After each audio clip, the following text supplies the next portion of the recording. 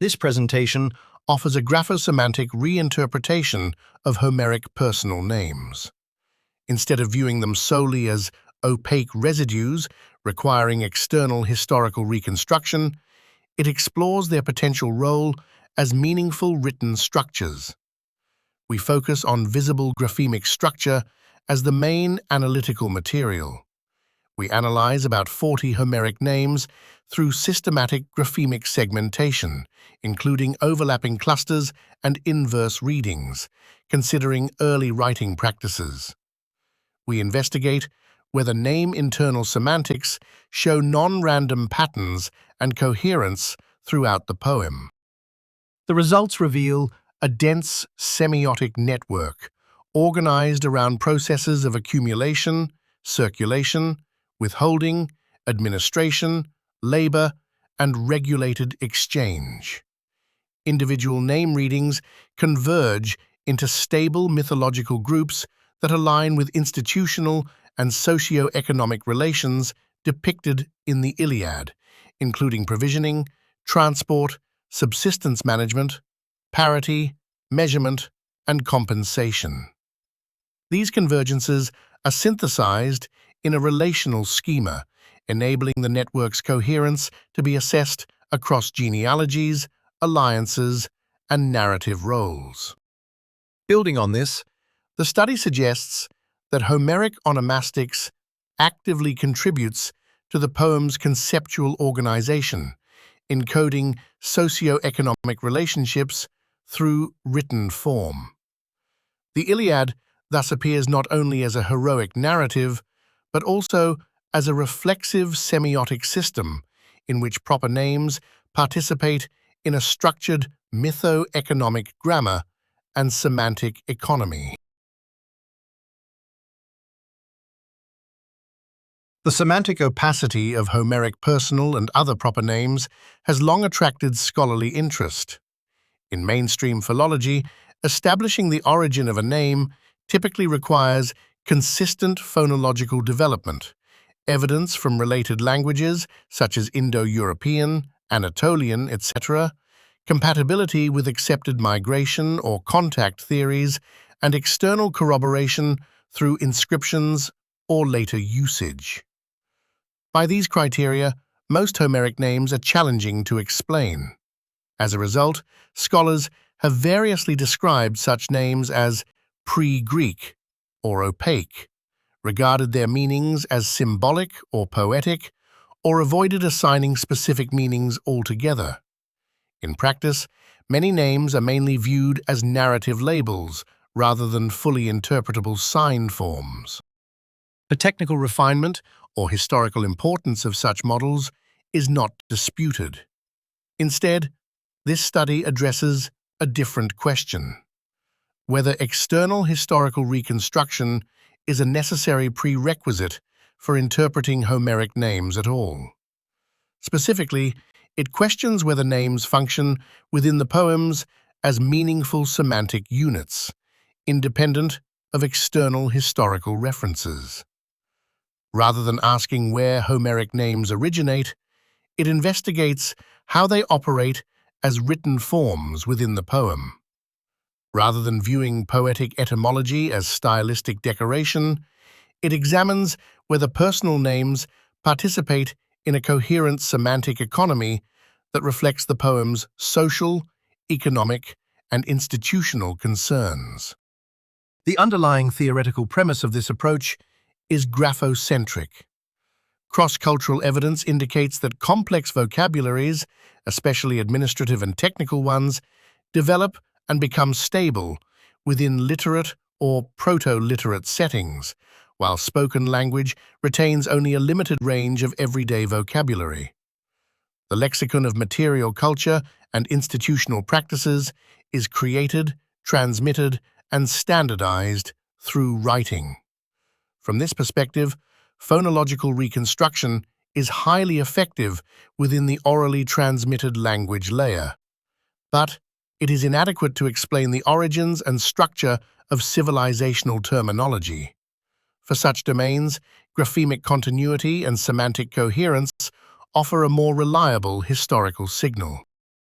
In his book about the first writing, The Script Invention as History and Process, Stephen Houston notes that the earliest writing systems, including early cuneiform, Proto-Elamite, Egyptian, and early Chinese scripts, emerged across various communicative contexts, such as administrative development, sacred display, and the establishment of consultable precedent, rather than solely as phonetic representations of speech.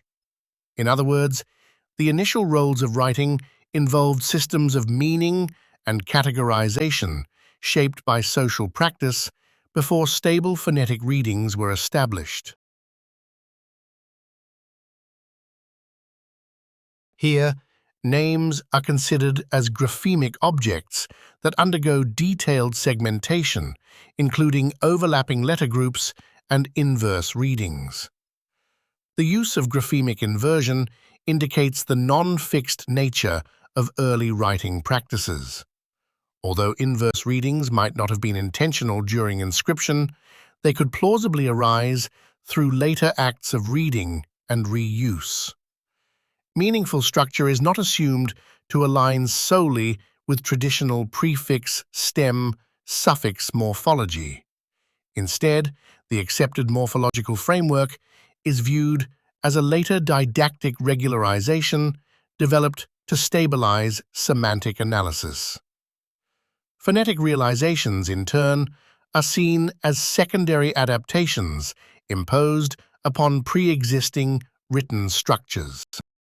Cherry-picking is here understood as the careful selection of the most semantically diagnostic cognates from a wider lexical field.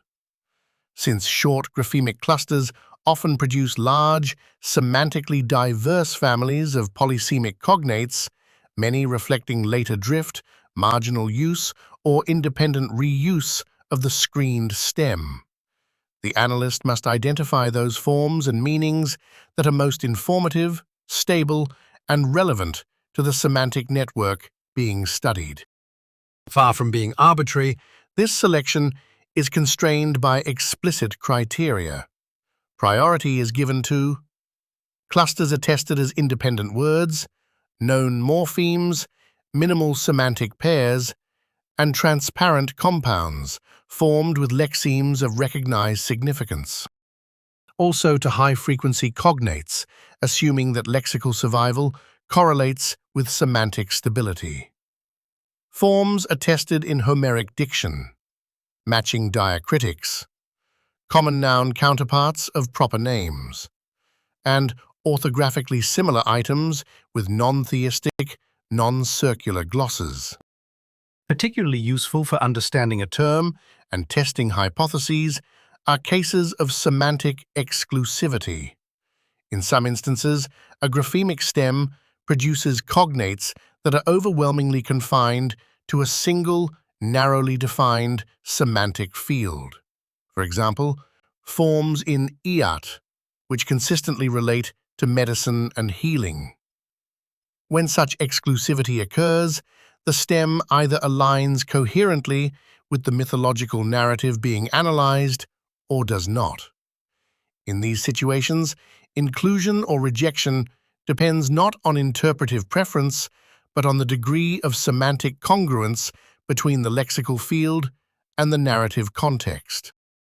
Before exploring the onomasticon of the Iliad, let us examine the primary meanings of epos, the root of epic, and poiesis, the root of poetry.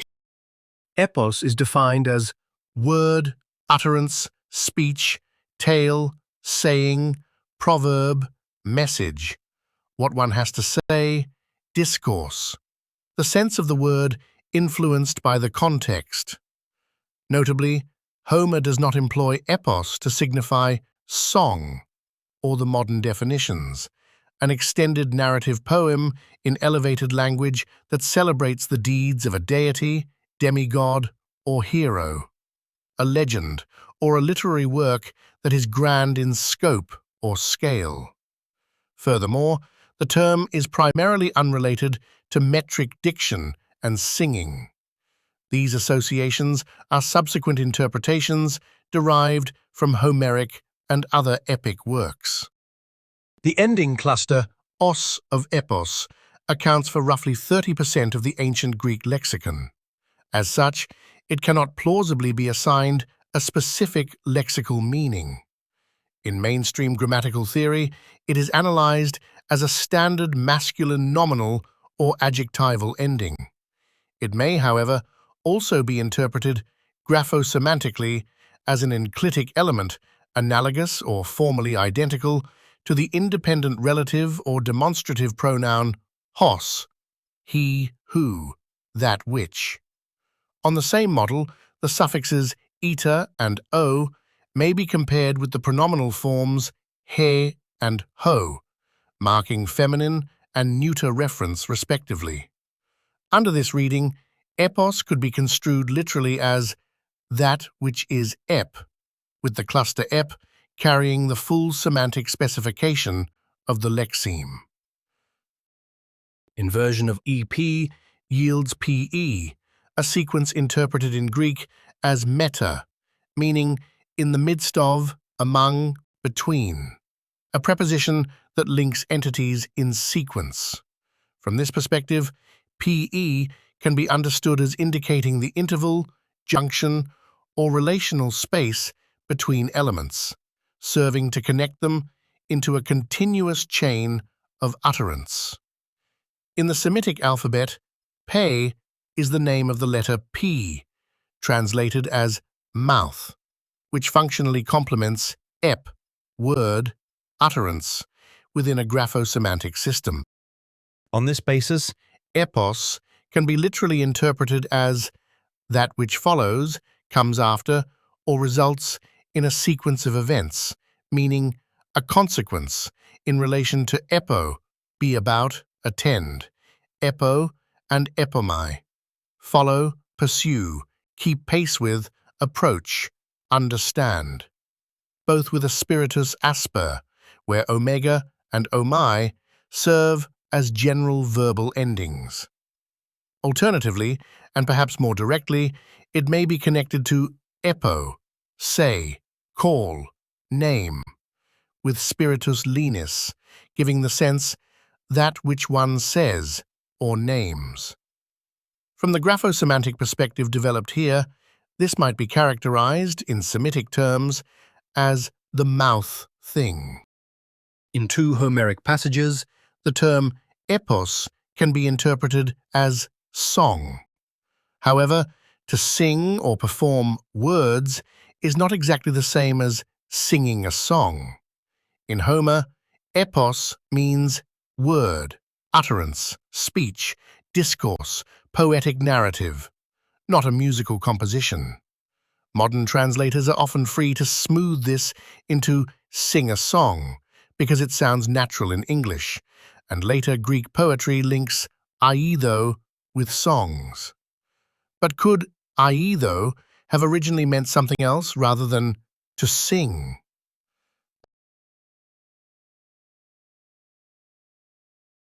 The verb Aeido is almost always interpreted as to sing, tell of in song, chant, praise, or celebrate, even in Homer. It is generally understood as referring to producing a specific type of vocal or instrumental sound, namely musical performance. However, if the initial alpha is regarded as an intensive, augmentative, or associative prefix meaning very, much, more, or in association with, and is linked to the verb following eido, the form aeido might alternatively be interpreted as to know very much, to observe intensively, to investigate thoroughly, or to consider in association. Under this interpretation, the verb relates to sharp observation, specialized knowledge, and systematic inquiry. Even if the traditional interpretation is retained, singing itself implies specialized knowledge and experience in the composition and arrangement of sounds and words. It can therefore be seen as a hyponym or an analog of verbal composition, which more broadly encompasses the organization and articulation of words and discourse. Verbal composition alone does not necessarily require musical performance. Translations involving music align with the dominant phonocentric hypothesis, according to which the Homeric epics were songs composed and performed orally long before the invention of the Greek alphabet. However, in this study, this assumption is treated not as a settled fact, but as one of the hypotheses under exploration. If historical etymology and accepted morphology are temporarily set aside as post-Homeric explanatory frameworks, the question becomes purely synchronic and orthographic. How meaning might be generated within the written form itself through processes of segmentation and associative interpretation. From a purely textual perspective, the two cited passages describe the creation or transmission of words, not instruments, melody, rhythm, or musical performance. Nothing in the immediate lexical context demands a musical interpretation.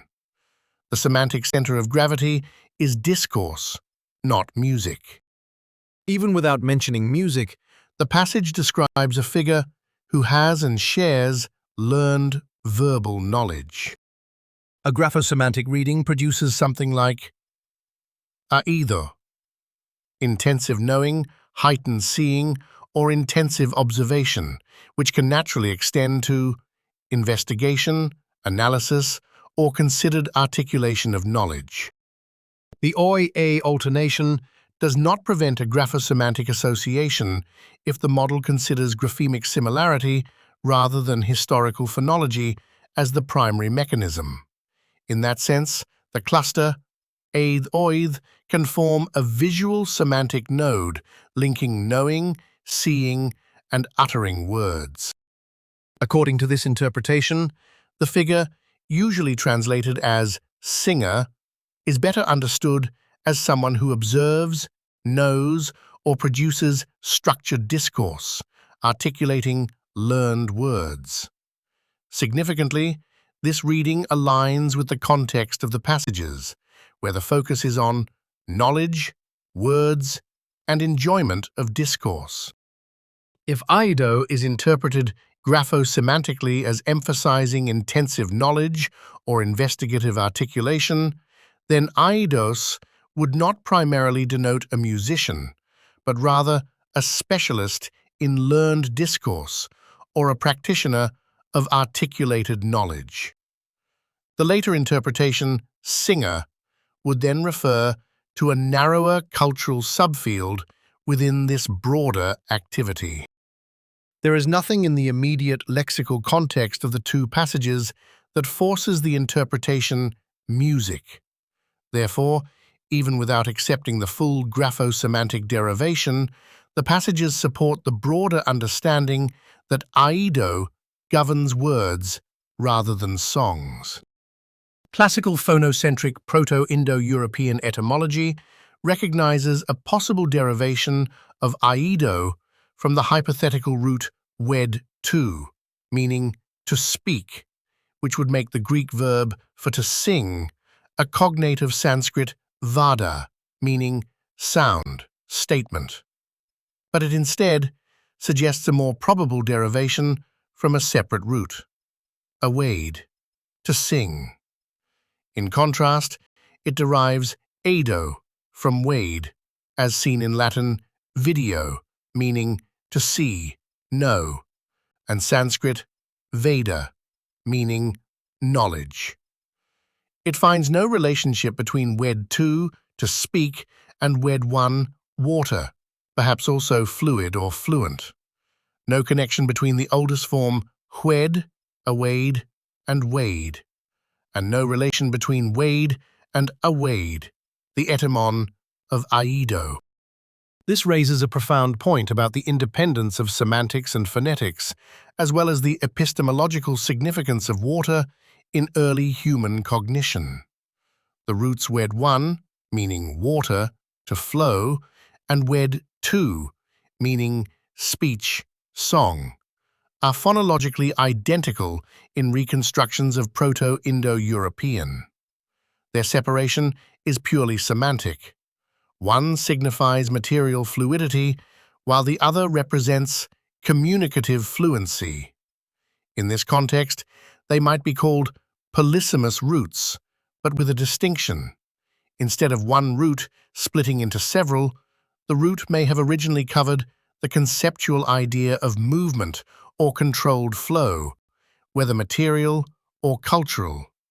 Therefore, their independence is not based on structure, form, but on function and concept. Water use as fundamental knowledge is remarkable. Early humans' survival relied on practical mastery of flowing water, drinking, hygiene, irrigation.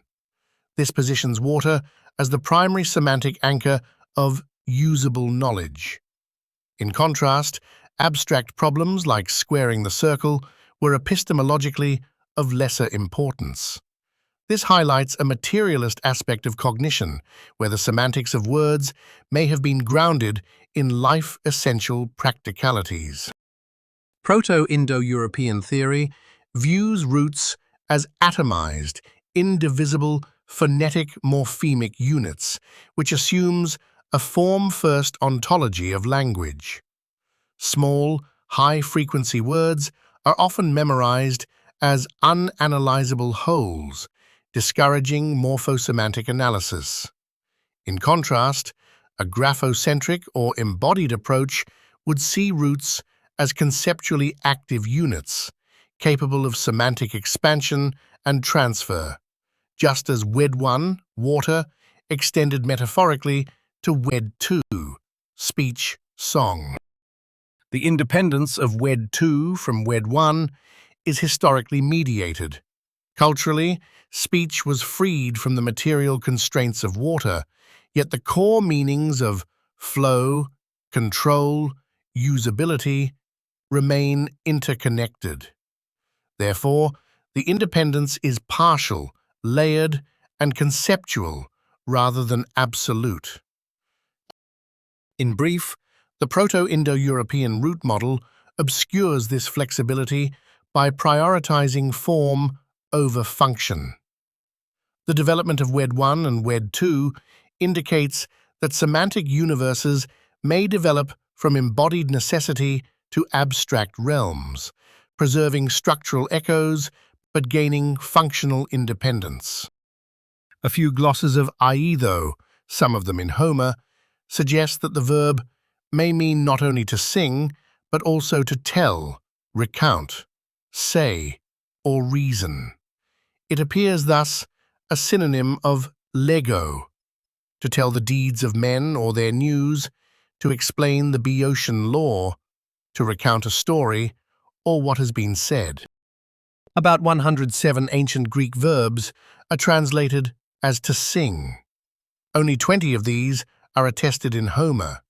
Usually, these verbs do not just mean to sing of humans, but are also translated as speaking, uttering, shouting, calling, ordering, telling, meaning, or simply producing a sound, whether pleasant, loud, clear, or somewhat special.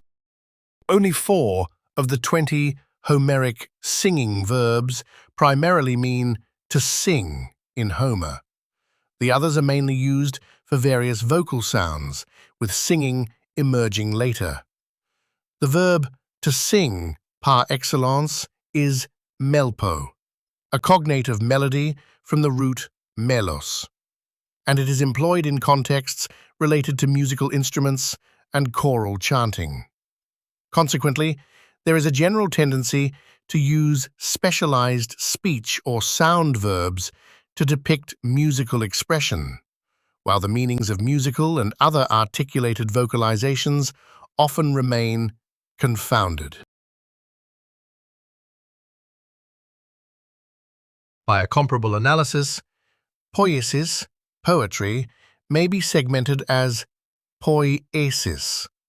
The second element can be associated with hesis, the imperfect of eimi, to be, exist, happen, signify, and more broadly, with a semantic field of coming into being and manifestation, with secondary affective connotations suggested by heidomai, take pleasure, and terpsis, delight. The first element, poi, corresponds to the enclitic adverb poi, denoting spatial, temporal, or telic orientation, whither, to what place, to what end, how long, and underlies poieo, make, produce, create, bring into being.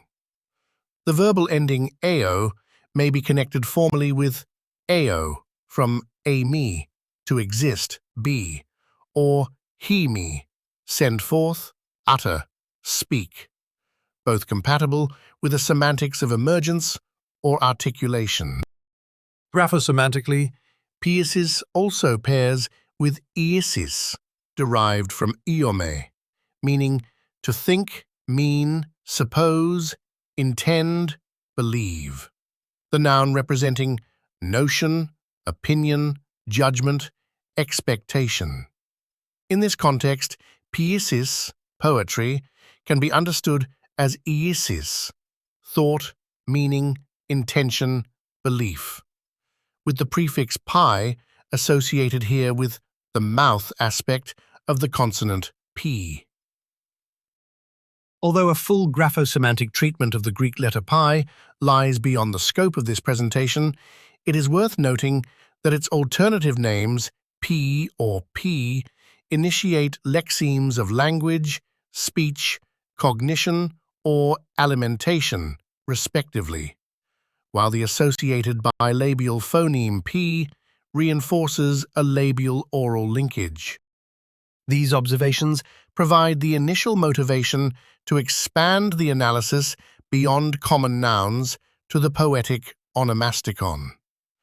If epos and poiesis already encode, at their most elementary level, the making, sequencing, and semantic articulation of words, then epic diction cannot be regarded as a passive repository of inherited names, but as an active system of lexical formation. Names, just like common nouns, belong to this system and must therefore be analyzable as internally motivated formations within the synchronic structure of the language. The study pairs nouns and names only when they share identical phonemic and orthographic forms, because differences in sound entail differences in meaning. Homeric names are treated as graphosemantic constructs rather than remnants of earlier stages. The name Homeros, the primary and most distinguished personal name in the Homeric tradition, warrants careful examination if the poems are recognized, through their own terminology, as artifacts that emphasize linguistic composition. Consequently, analyzing Homer's name serves as an initial case study for assessing whether this reflexive approach to language can be systematically applied to the author's name. An expanded semantic scan indicates that Omeros is best understood not as a biographically obscure proper name, but as a term used for a socio-semiotic function. Its initial segmentation reveals a clear progression from oral agreement to written obligation. The root consistently signifies sameness, mutuality, and shared participation, as in homos, homor, homos, while home and homu, meaning together likewise, emphasize the idea of common measure and shared alignment.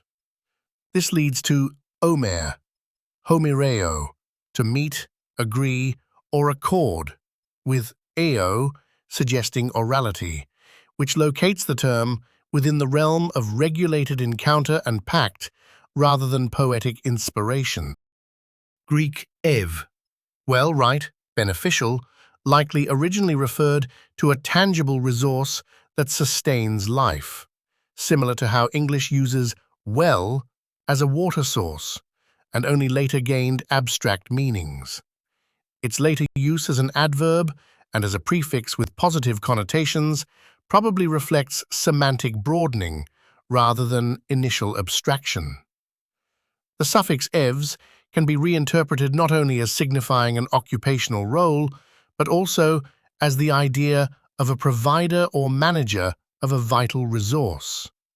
This pattern is seen in formations responsible for obtaining, producing, transmitting, guarding, or regulating what a community depends on, including technical or material processes, where evs functions as the point through which an essential transformation or supply occurs. From a graphosemantic perspective, evs indicates the human or institutional point where a vital flow of food, goods, movement, speech, law, memory, or ritual power is channeled, similar to a well supplying water. The close formal link between ev and evs may not be coincidental, as both encode, at different grammatical levels, the idea of successfully providing what sustains life, order, and social continuity. The suffix evo acts as a dynamic counterpart to the nominal evs, indicating activities such as exercising, administering, or serving a function. For example, homirevo, to guide the blind, reflects not only a derivation from homiros, but also the semantic idea of conducting or mediating inaccessible things. From a graphosemantic perspective, evo verbs encode regulated, socially structured actions like guidance or transmission, aligned with roles denoted by evs, nouns. If always regarded as an archaic term for a life-sustaining source, such as a well, then evs and evo extend this notion from natural resources to social functions. The evs is the agent making a good available, and evo is the act of producing it. Homirevo, therefore, signifies restoring access, such as sight or discourse, through mediation, similar to how a well restores access to water, or reading aloud restores access to text for the blind. The common noun homiros, pledge, surety, hostage, specifically refers to the embodied or institutional guarantee of an oral agreement, homireo, not in its modern sense of violent coercion, but in its archaic juridical sense of a written, readable, binding security, homirevo. The medial cluster, mir, introduces a material and technical layer, mir os, member, part, mirithmos, cord, line, tablet, writing, and mir iome, to draw up in writing.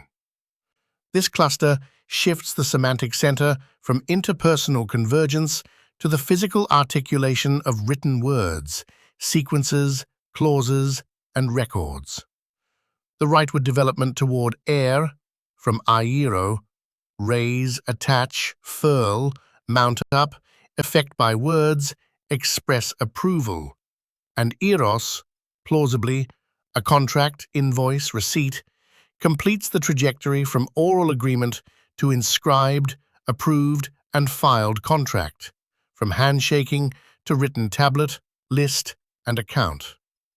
In this light, homirevo, glossed both as to guide the blind and as a verb of regulated participation, acquires a graphosemantic relevance.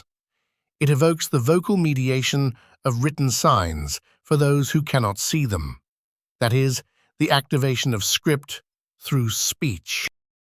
The inverse reading is not disruptive, but complementary.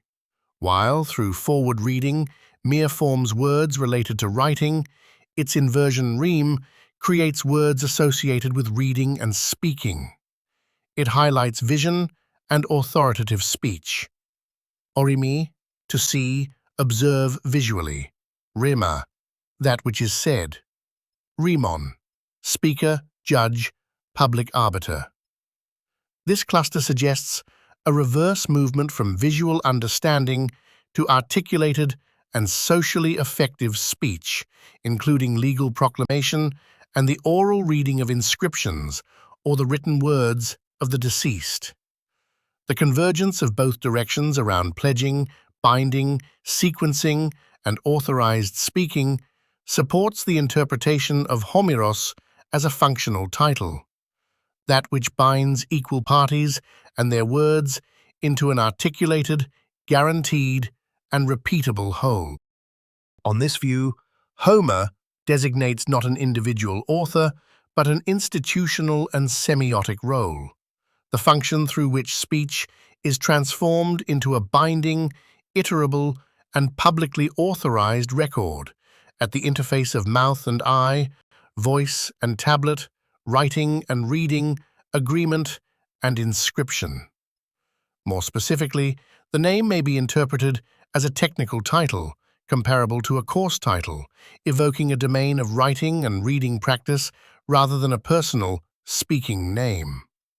In this respect, Homeros would be better understood as the designation of a corpus or method concerned with the articulation, ordering, and validation of discourse. A morphosemantic and etymological link between the Homeric anthroponym Achilles, spelt with either one or two lambdas, and achos, meaning pain, distress, or physical ills, has long been recognized. The Doric achos, comparable to Attic echos, signifies sound of words, echo, voice. The Greek-Spanish dictionary also provides a linear B attestation of the name Achireu. Beeks attributes the variation in spelling from single to double lambda to a pre-Greek origin. His analysis does not conflict with a graphosemantic interpretation once the difference in theoretical scope is recognized. He confirms that both variants are securely attested in Homer and that their distribution is not dictated by meter, indicating that the alternation is archaic and structurally genuine. His account situates this variability within historical phonology as pre-Greek, thereby setting aside semantic interpretations. Here, the analysis operates on a different level. It does not seek a genetic etymology of the name, but considers the Homeric written forms as elements of a semiotic system, where graphic distinctions, such as single versus geminate consonants, may acquire functional or iconic value within the poetic economy of the text. In this sense, Beeker's demonstration of the non-metrical, non-accidental nature of the single over double lambda alternation provides the necessary descriptive basis for, rather than an objection to, an inquiry into whether such formal variation participates in meaning-making at the level of graphemic and narrative semantics. A finer morphosemantic segmentation of Achilles reveals a tightly structured opposition between deprivation and excess, articulated through both forward and inverse segmentation.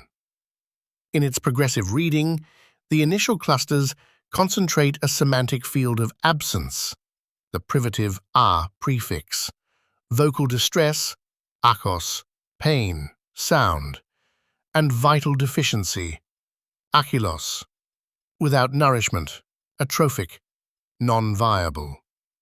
Thus, foregrounding lack, want, and vocal distress of those deprived of basic resources. The variation between single and geminate lambda appears graphosemantically significant. Achille aligns with the semantic domain of appeasement and conciliation. Hilaos, appeased. Hilaskomai, be merciful, suggesting the pacification or ritual compensation of want, whereas Achille, with double lambda, activates a cluster of enclosure and collective motion. ilo, ilas, evoking crowding and agitation. The following segment, levs, associated with stone and stoning, levo, anchors this dynamic in the material reality of mass violence and coercive force. The inverse sequence, with the cluster epsilon-upsilon treated as a non-inversible digraph, shifts the semantic center from lack to appetite and excess, a field of greed, desire, and overabundance. The name thus encodes in reversible graphemic form a polar structure between starvation and gluttony, appeasement and riot, deprivation and accumulation. Within this framework, Achilles can be seen as a semantically motivated label for a social and emotional extreme.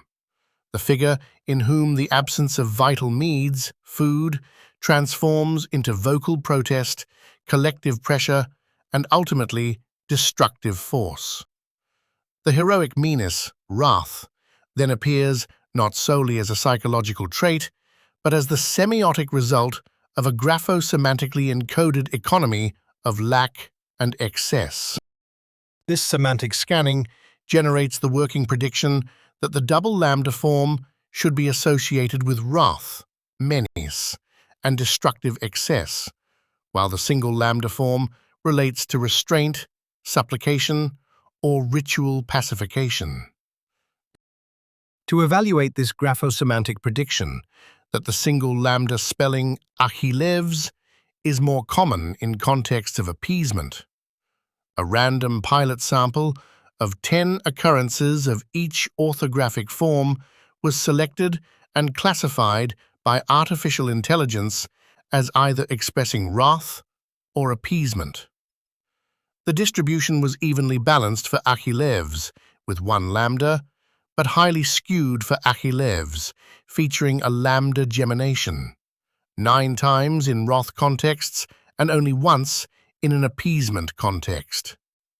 A one-sided Fisher exact test, p approximately equals 0.07, and a one-sided binomial test, p less than 0.002, both indicated enrichment of appeasement in the single lambda form.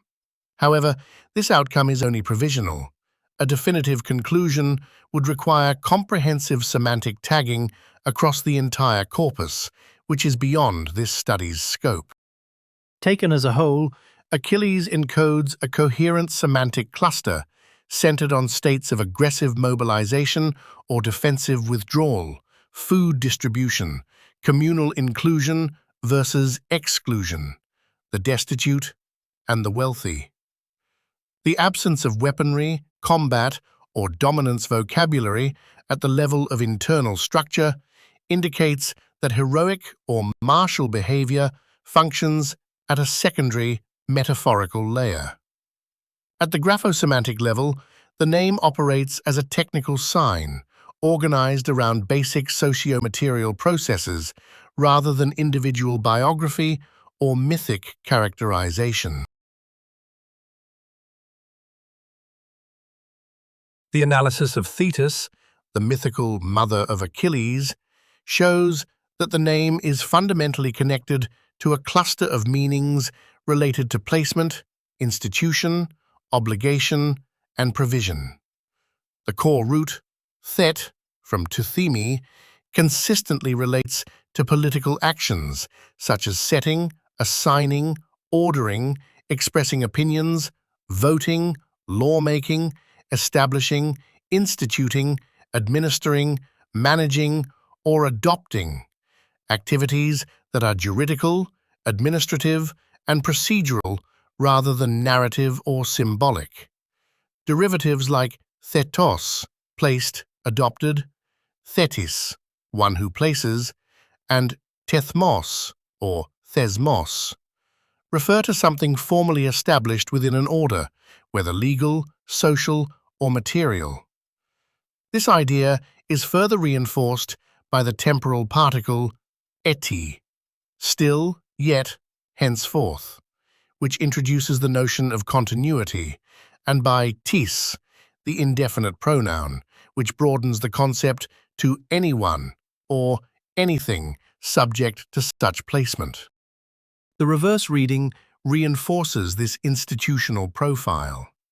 The main stem, teth, also derives from tithemi and forms tethmos, the synonym of its inversion thesmos, both meaning established law or custom.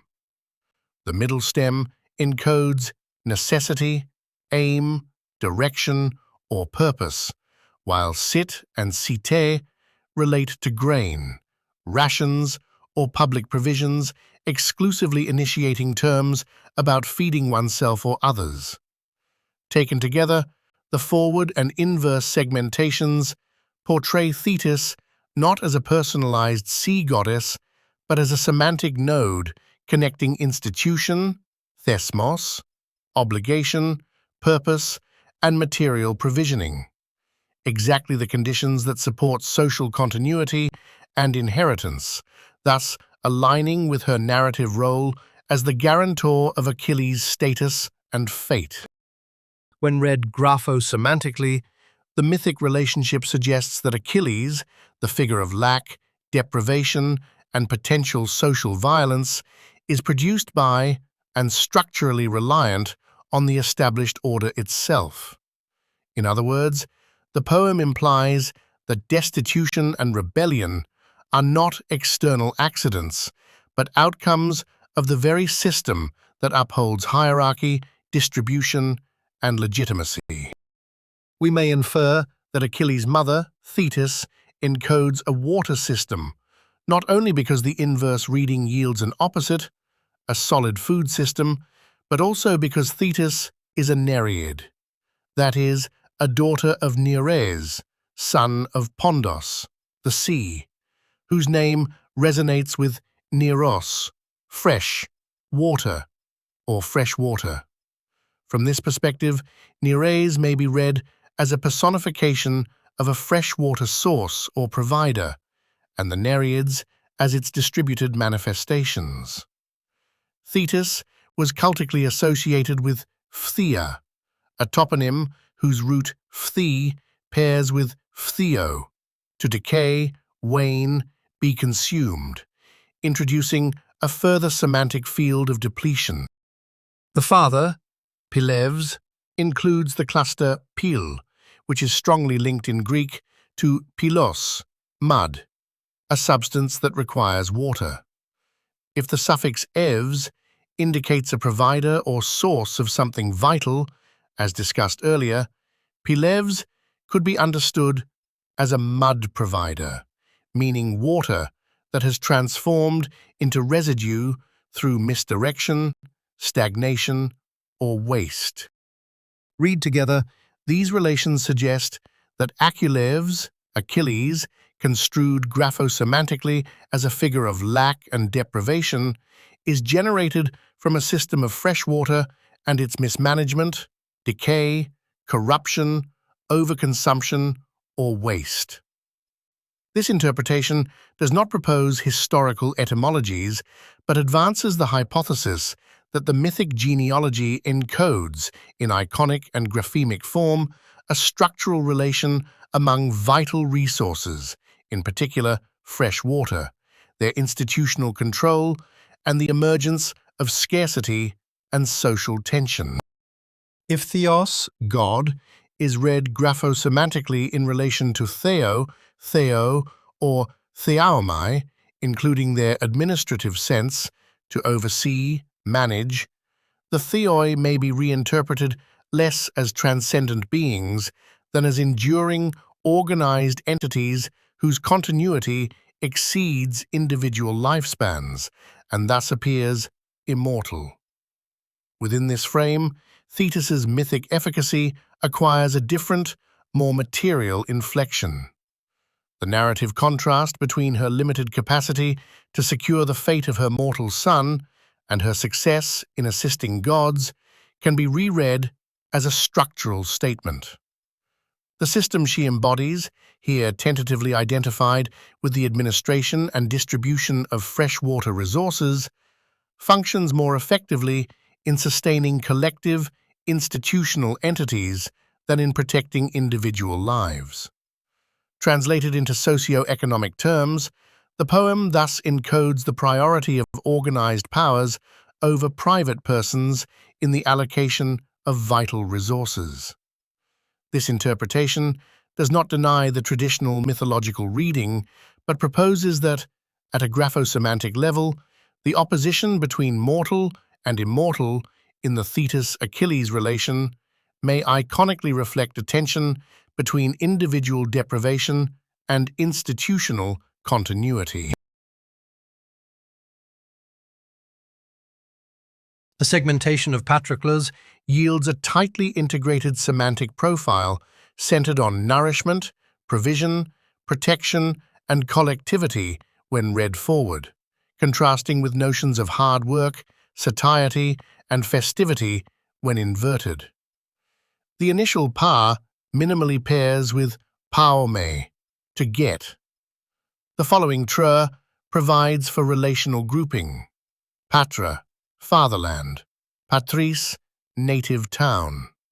The frame patro and tro, patir, father, and trophi, food, initially primes a reading of paternal sustenance, but this is immediately negated by the systematic presence of privative alpha in alpha tro, producing a dominant semantic field of deprivation, atrophia, starvation, that conditions the name as one of failed provision. This privative configuration is reinforced by adjacent clusters. Tro oscillates between nourishment and trembling, encoding insecurity of provision, while ochla denotes crouching or squatting postures lexically associated with inactivity and social marginality.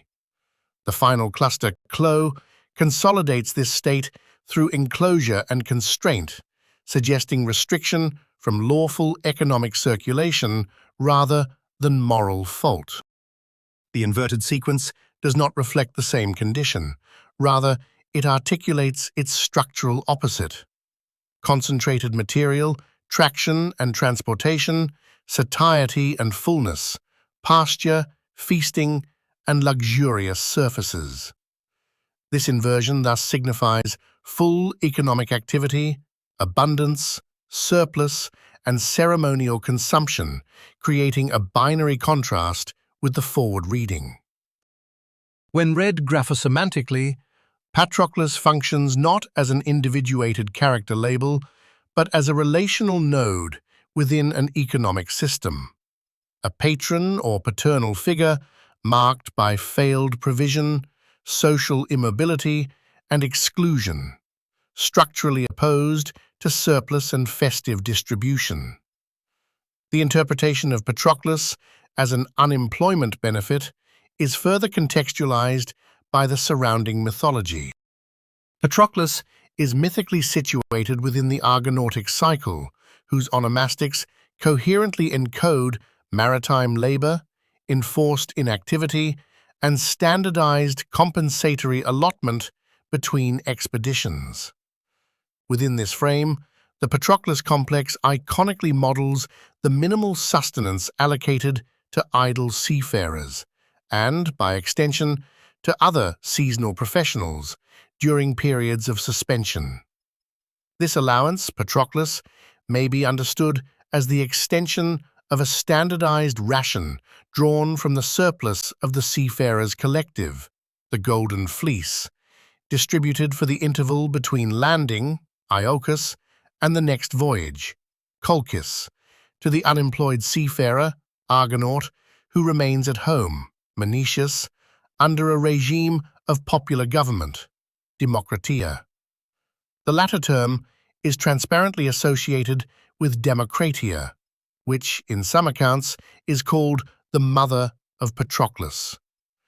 As this symbolic genealogy extends, the parents of the idle seafarer staying at home, Menetius, are the haulier, actor, and adverse weather, Aeidein.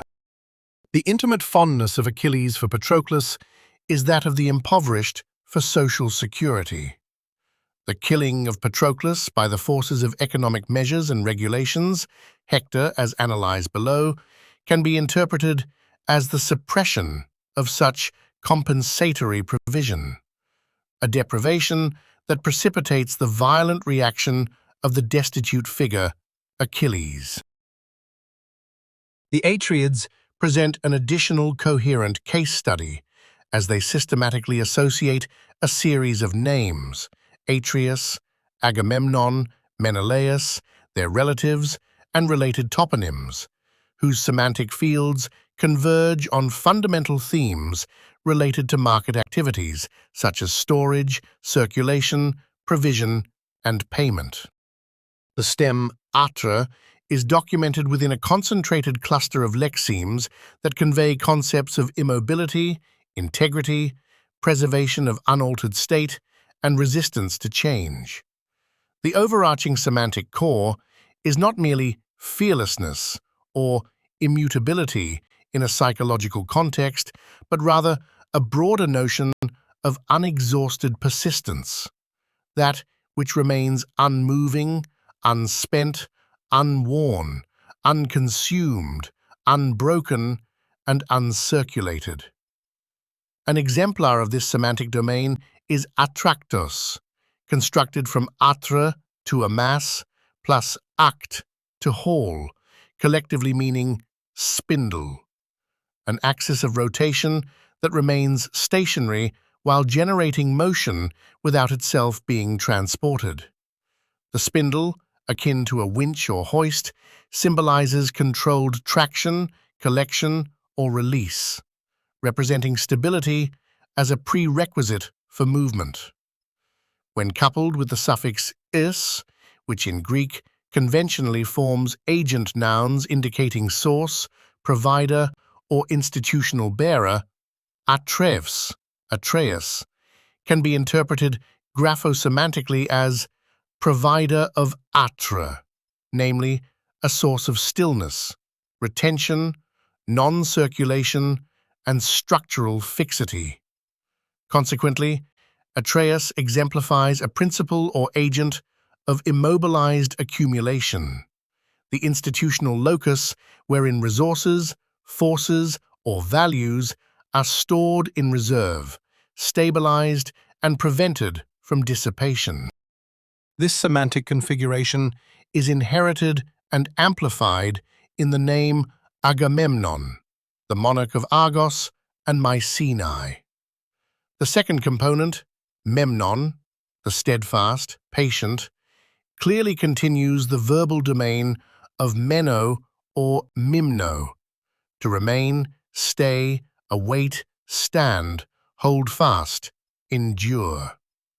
The initial aga, whether interpreted as an intensifying element, very exceedingly, or in its association with agi and ago, to carry as cargo, import, underscores the concept of forceful retention and dominance over cargo. Consequently, Agamemnon signifies the one who forcefully ensures persistence, representing an administrator of enforced stability, embodying authority that withholds circulation and mandates waiting. A finer segmentation adds detail to the term's overarching meaning. Agamemnon comprises 3 palindromes: aga for excessive cargo or stock, mem for purposeful shouting and advertising, and non for anonymous. The latter 2 groups together describe the anonymous calling behavior of market sellers who advertise their products and prices to passers-by. The commercial context of this behavior is indicated by the ending on, which signifies price, sale, and purchase. Thus, the alternative segmentation of memnon, from mimnisko, to remind, make known, memona, to be minded, intent, or memika, to cry aloud, converge on the same socio-economic function: proclamation, command, insistence, the loud assertion of claims and rights in the public sphere, whether of kings, heralds, or merchants in the marketplace. By reading backwards, the three palindromes convey the same ideas. Under inversion, however, the tripartite symmetry of Agamemnon alters the perspective of the signifier, shifting from thoughtless stockpiling and striving to sell to an abundance of goods, reasonable prices, and eager buyers. This complementary arrangement focuses on reasoning, know or knows, mind, reason, purpose, exchange, onos, price, purchase, oneome, to buy, desire, memaos, very eager, possession, emos, ima, mine, and enclosure, magaron, or megaron, large room, hall, which is a hall or store filled with goods for sale, semantically linked to the later notions of magazine, French magazine, store, shop, or halles, market hall or whole market. This interpretation coheres with the semantic field of argos and its derivatives. The root arg oscillates between silver, money, argyros, and inactivity, argos, argeo, the capital. These two values converge in the notion of inert radiance. Silver shines but does not act. Wealth stored glitters yet remains idle.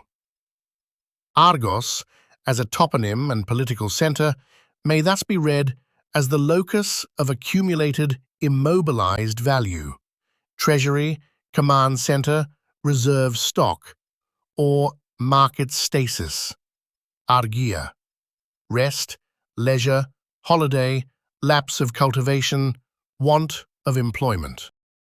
The association of Agamemnon with both Mycenae and Argos is not contradictory, but complementary. While Argos designates the store of value, Mycenae designates the container. The term Mycenae itself admits a graphosemantic reading in terms of enclosure and storage. The cluster Myce or Myces denotes fungus, mold, decay, the product of stagnation and excessive keeping. At the same time, Myce is glossed as theke, case, chest, receptacle, storehouse, apotheke, any place wherein to lay up a thing, magazine, storehouse, refuge, store. The money chest, chryseutheke, the granary, and the magazine are all spaces in which goods are preserved by immobilization, but are simultaneously exposed to spoilage when circulation is interrupted. Instead, the inversion of Mycenae yields nik, niktos, swimming, and kuma, wave, notions of perpetual movement with maritime transport connotations. Mycenae, as the seat of the Atreid power, may thus signify the great container of resources, the place where provisions, tribute, and wealth are amassed, immobilized, and consequently subject to corruption. Agamemnon thus emerges, in both forward and inverse readings, as the figure of accumulation, storage, and controlled release, contrasting with the consumer whose purpose and desire is to buy. Not merely a warrior king, but the stock, the storage vessel, shopkeeper, administrator of immobilized wealth, and regulator of its circulation. His very name encodes the economic logic that the Iliad seems to stage, and that Clytaemnestra will ultimately shatter. In the Iliad, Agamemnon exercises overarching authority over the Achaean coalition as the supreme commander of the expedition against Troy. As a son of Atreus and ruler of Mycenae, and often associated with Argos, the wealthiest and most powerful centers among the Achaean realms, his authority is political, economic, and military. Thus, his relationship with the Achaeans is that of a paramount king within a federated system of subordinate rulers. The ethnonym Achaeos, Achaean, suggests a graphosemantic connection to the common noun Achaeos, glossed as Achaein, meaning poor, needy, as well as to the toponym Achaia or Achaea, and the form Achaea, which is explained by erithos, meaning day laborer, hired servant, particularly of spinsters, weavers, and wool workers. Within this semantic field, the Achaeans are depicted as producers and laborers, while Agamemnon, as the major accumulator and distributor of goods, emerges as their institutional superior, the stocker or market regulator who commands their products and controls their circulation. The brother of the stocker or shopkeeper Agamemnon is Menelaus, king of Sparta, whose name and kingdom together encode the complementary function of transport and forceful movement. If read as menos, might, force, driving power, plus elau or elauno, to set in motion, drive, propel, convey by chariot, plus hos, who, which. Menelaus designates the one who or which drives with force, the agent of propulsion and circulation. Its inversion yields nemo, to deal out, distribute, allot, dispense, reinforcing the economic semantics of controlled distribution that oppose but complement Agamemnon's logic of accumulation and retention.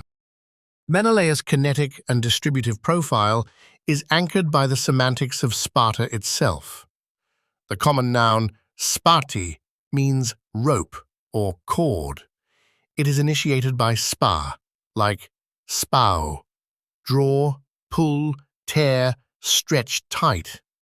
Spasmos, spasm, a sudden, violent and irregular movement, violent agitation, or spartos, sown, scattered. The subsequent clusters initiate terms of fastening, suspension, and load-bearing. Arteon, one must remove, carry off. Artir, that by which something is carried. Artao, to fasten, depend upon. And airo, to lift, raise. By inversion, the sequence yields notions of fixation and binding. Atreis, firm, unshaken. Atremeo, to remain still, endure, be stable. Tragi, to fix in, make solid, establish. And rapto, to sew together, stitch, join, bind into a coherent whole. Menelaus, the forceful driver, transporter, distributor, and king of the rope, thus embodies the risk of breakage under tension and vibration, as well as fastening or packaging for safe traction and conveyance. The regulation of movement by binding, pulling, and lifting, the controlled circulation of persons and goods.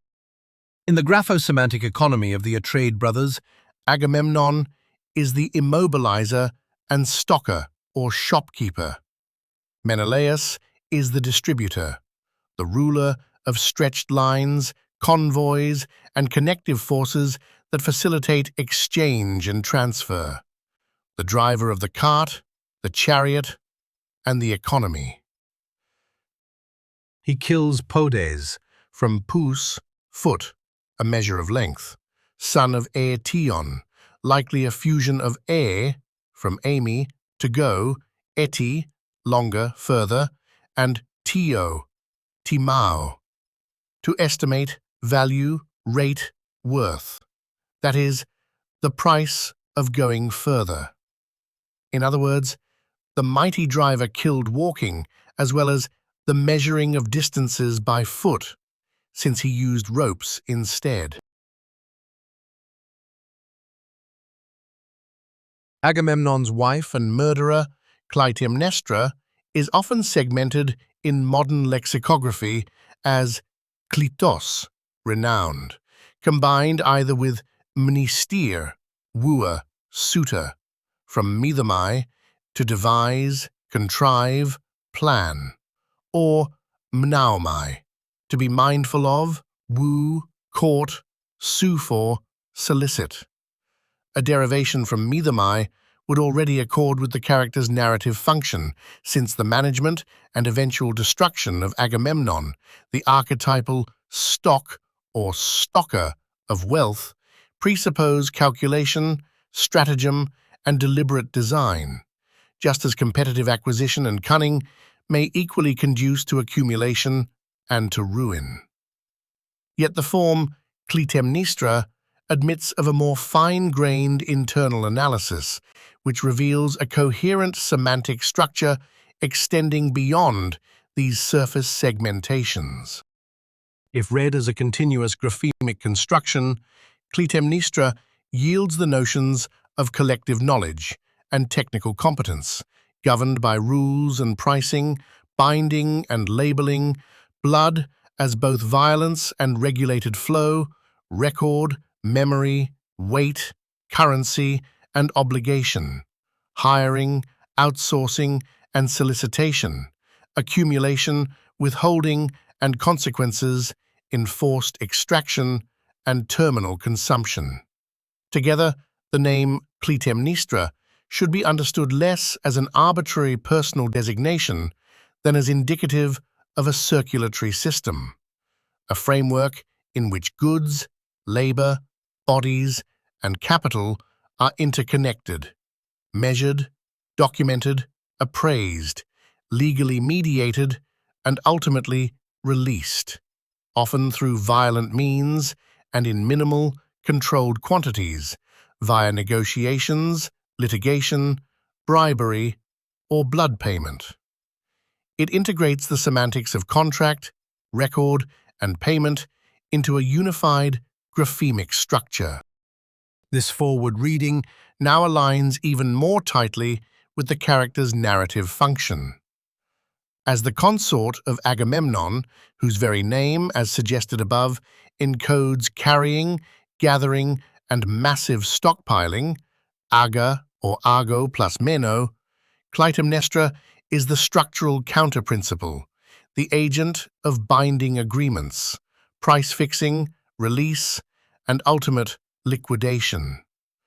Where Agamemnon embodies accumulation and delayed circulation, Clytaemnestra encodes the legal economic mechanisms by which such accumulation is negotiated, priced, and ultimately liquidated.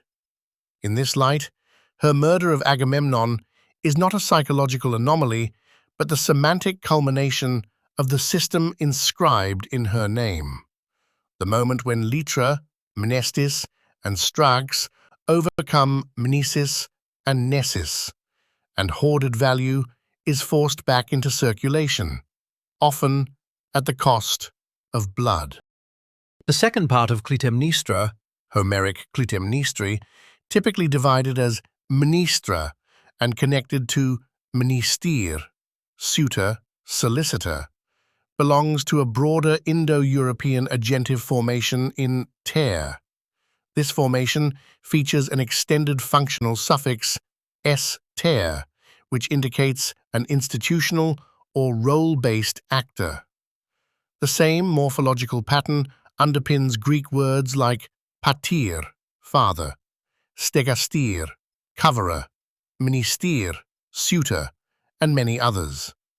Latin magister and minister, and Germanic stare, as seen in spinster, forester, all convey not simply an agent, but someone who holds a socially or functionally defined office. From this viewpoint, mnistra in Clytaemnestra does not purely describe an individual of memory or wooing, but rather encodes a role within a system of obligation, claim, and regulation. The similarity with Latin minister and its institutional derivatives, such as ministry and administration, is therefore more structural than etymological. Both show the same inherited agentive functional morphology, where the "-ster suffix represents a position within an organized socio-economic or legal order.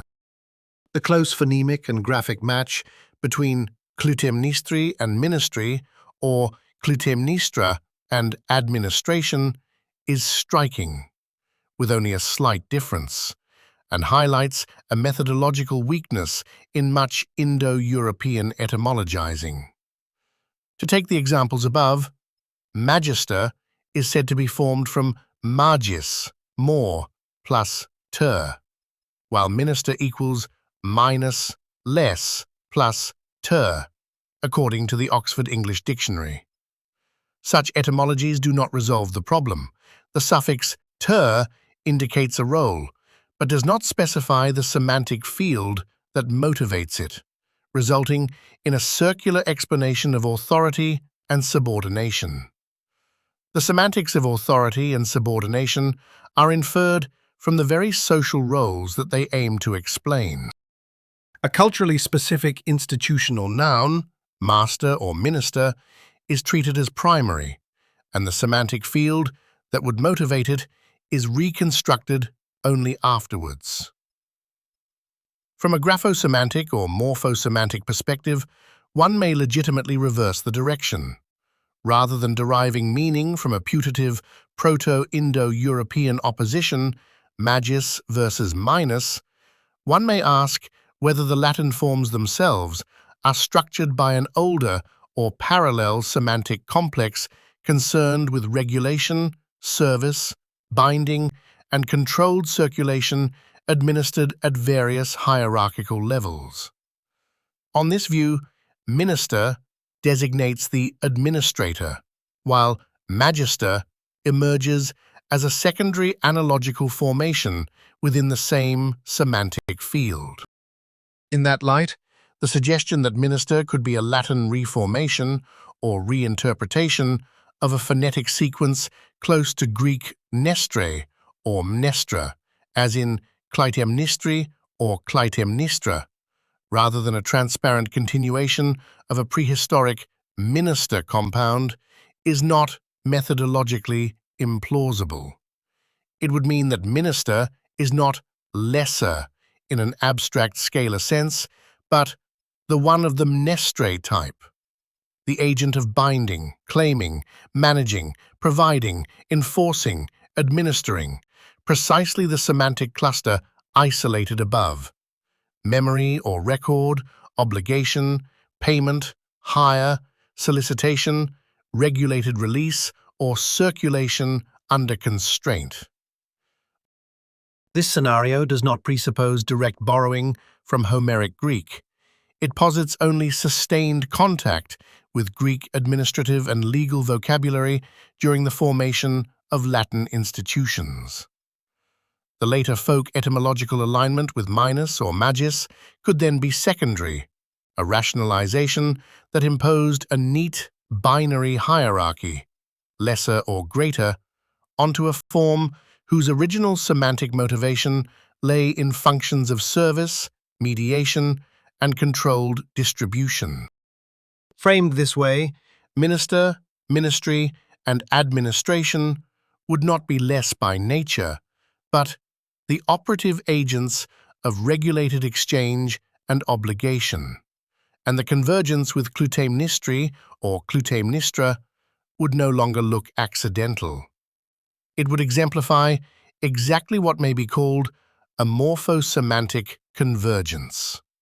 Independent linguistic systems organizing similar socio-economic realities: ransom, contract, administration, circulation, restraint, release, around comparable graphemic and phonetic structures, later reinterpreted through more abstract comparative morphologies. The inverse graphemic sequence clearly outlines the material and social environment where the forward configuration of payment and controlled release becomes structurally necessary. The stem art suggests preparation and technical assembly, tools, joints, equipment, representing the realm of material production. This is followed by mia, which relates to the semantic field of blood, stains, and pollution, indicating injury, crime, and breaches of bodily, material, or social integrity, that is, damage. The stem iat introduces medical practices centered on healing and surgery, which are specialized interventions aimed at remedying such breaches and restoring health. Medical treatment. Ati and atilul subsequently denote conditions of misfortune, exposure, and accidents, indicating the state of individuals outside normal safeguards and legal order. Finally, tulu signifies hard swellings, knots, callosities, and blockages, compacted masses impeding flow and causing pressure to build up. Taken together, these sememes describe the fields where physical and social coverage, insurance, protection, and prevention are required, and where administration is most parsimonious.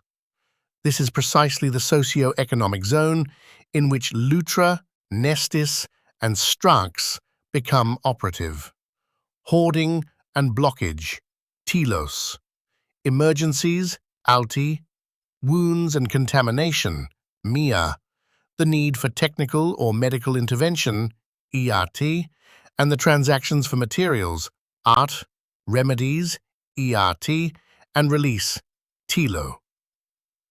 The inverse reading thus supplies the infrastructural conditions of the forward one, a circulation system under strain in which value and life are freed only through pressure, payment, and blood. In this light, the figure of Clytaemnestra, as the inversion of this sequence, embodies the principle that ransom and release are the structural negation of retention. Where accumulation hardens into blockage, circulation reasserts itself violently, and the hoard is undone by the logic of lucis, and the reserves are murdered. In its forward reading, Clytaemnestra designates the skilled administrator of circulation, the one who, by learned calculation, records weights and sums, binds and releases stocks, fixes prices, and effects their controlled, legally regulated discharge, drop by drop and at the right rate, according to the opposing pressures of offer, heaping, hoarding, and demand, solution, ransom, liquidation. The manager. The reverse reading illustrates spending. The two readings coincide with the two modern meanings of administration, management or dispensation. Compare French dispense, controlled discharge, release, dépense, and Middle French dispense, spending. One might therefore say, good administration kills the stock by selling it off, whereas bad administration kills the reserve and the stockholder. And in the myth, both outcomes converge, since Agamemnon, at once hoard, stock, and stocker, is the one liquidated by Clytaemnestra. Within this administrative economic field, the figures of Chryseis and Briseis are not romantic personae, but graphosemantic tokens of value and supply. Both terms end with is, which resonates with the epic term eia, provisions, supplies, literally, what is released. From hemi, to release, send, let flow, long for, by inversion of the root he. In Homer, the stem ris derives from riomai and erio, to draw, pull, carry off. It correlates with flowing, rhesis, withering, decay, rhesi, delivering, saving, rhesios, surety, pledge, property held, stolen, or seized as a pledge or compensation, rhision, and contraction, rhisos, from the verb rhiso. Such quantities represent a deficit and are removed from a stock. The inversion of rhys yields seer, and the minimally pairing seros, load, burden, freight, wares, merchandise, produce, crops. The term chrysos, meaning gold, can be interpreted as something that does not wither, contract, shrink, or decay. It signifies a concept for which these notions are negated, as indicated by the initial symbol chi. In contrast, the meaning of bris, pressing, heavy, can be securely inferred from bris auchin, neck pressing or heavy, and bris armatos, chariot pressing, from vritho, to be heavy, weighed down with, laden with, full of, load. Such quantities are surplus or profit. The inversion of rhys, seer, forms seros, a pit for keeping grain, or pitfall, a hidden or unsuspected danger or difficulty. The conflict narrated in Iliad 1 may thus be reread as a semiotics of monetary exchange. The stocker Agamemnon replaces Chryseis with Briseis, the stock deficits with incoming loads destined to the destitute Achilles, or the debits with profits. The interpretation may be refined through a more detailed analysis of the surrounding terms and myths. Achilles is deprived thus of his resources, which are accumulated in the hands of Agamemnon, hence his wrath. At a higher socio-economic level, Chryseis, the money, must be released back into its proper cultic channel in order to avert systemic plague. Briseis, the distributed provision of the individual agent, is seized by the central authority and transferred into storage. The act by which Agamemnon takes Briseis from Achilles is graphosemantically the act by which the administrative center reabsorbs the last remaining allotment of mobile resources, enforcing absolute stasis. The sister of Clytaemnestra, the figure of administration, is Helen, Eleni, the consort of the transporter or driver, Menelaus. Helen is a daughter of Zeus, also referred to as Zine, and leader, or Lethe. Zine derives from the verb zao, contracted zo, to live. The verb Aeidein means kopiao, to labor or rest from toil. The myth thus frames Helen as a product of labor for living. The name Helene bifurcates along semantically distinct yet structurally complementary trajectories. The first stem, ele, admits two realizations with divergent semantic fields. With smooth breathing, it yields the verb eleo and the noun eleos, conventionally glossed as pity or mercy. With rough breathing, Helein, from aireo, denotes to take, seize, convict, prove, win, gain, including the recovery of what is due in legal and economic contexts. It is this latter value that is decisive here.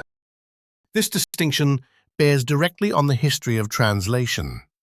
According to the Oxford English Dictionary, the original meaning of English mercy, via Anglo-Norman and Old French merci, and ultimately from classical Latin merced, merces, was not effective compassion, but wages, fee, bribe, rent, price, commodity, and in medieval Latin, further, favor, or grace, in a transactional sense. When medieval translators rendered Greek eleos as merci or mercy, then denoting payment, fee, or negotiated consideration, subsequent semantic drift retroactively sentimentalized the Greek term, leading modern lexicography to privilege pity and obscure its earlier payment-based sense. Both verbs imply earnings. The smooth breathing aligns with charity, the hard breathing with labor. A second, tightly knit cluster, initiated by Ella, comprises derivatives of elencho, to cross-examine, question, test, prove, refute, correct, decide, and its noun elenkos, denoting argument of disproof, test, control, scrutiny, and by extension, catalogue or inventory. These terms belong not to emotion, but to verification, audit, and accountability. The second stem of Heleni, Aeidein, exists as an independent lexical item, glossed as henos, with several temporal meanings, most notably belonging to a preceding time period of the previous day, the last day of the month. Taken together, Heleni may thus be read as control, verification, and payment at term, or more concretely, account settlement and payment on the last day of the month. In mythic terms, this role appears as the sister of administration. The inversion of Heleni yields the stem hene, which begins forms such as heneto, eneka, and related derivatives from anio, to finish, accomplish, aineo, to report, praise, commend, approve, advise, recommend, be content with, or decline, and pharaoh, to pay or deliver what is due, all being typical results of an audit or a checklist control. These forms converge on the semantics of completion, approval, delivery, and discharge of obligation, indicating lump sum or apex payments rather than the periodic salaries implied by the forward reading. As for the post-classical epithet aurea, with which Helen of Troy is designated in later literary and artistic traditions, for instance, French Belle Hélène, its primary sense is not aesthetic, but temporal and economic. Derived from hora, any period, season, time of day, duration, interval, or lapse of time, and only secondarily involving an idea of beauty, the term primarily denoted what is seasonal, timely, at the proper hour, and by extension, what is due at a fixed moment. Aurea Heleni thus signified not the most beautiful woman, but timely payment, compensation calculated according to a unit of time, typically a month's, days, or an hour's work. This temporal economic sense, grounded in hora as a measure of season, hour, or due moment, was gradually obscured as that underlying semantic field faded from cultural awareness. In later reception, the term was aestheticized and reinterpreted as a marker of physical beauty rather than of temporal exactitude and remuneration of hired service.